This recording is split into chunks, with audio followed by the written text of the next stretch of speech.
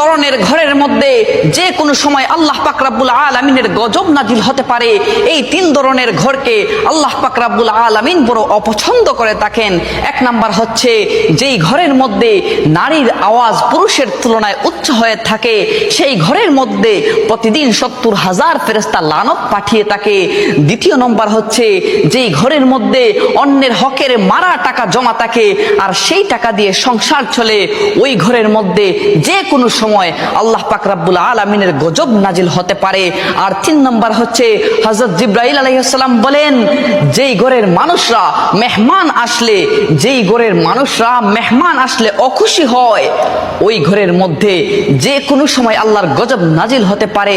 যদিও নামাজ পড়া হয় ওই ঘরের মধ্যে, ফেরেশতারা সওয়াব লেখেন না, নামাজের সওয়াব লেখেন না।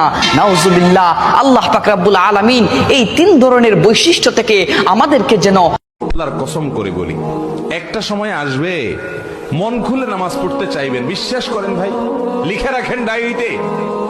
আপনাকে যদি আল্লাহ হায়াতে বাঁচিয়ে রাখেন, যুবক ভাইয়েরা, তরুণ ভাইয়েরা, একটা বয়স আসবে মনে চাইবে একটু রবকে মন খুলে সেজদা দেই, একটু লম্বা করে রুকু করি, পারবেন না, অসুস্থ হয়ে যাবেন, রোগবালায় ধরে ফেলবে। বাবারে, সে সময় আসবে না?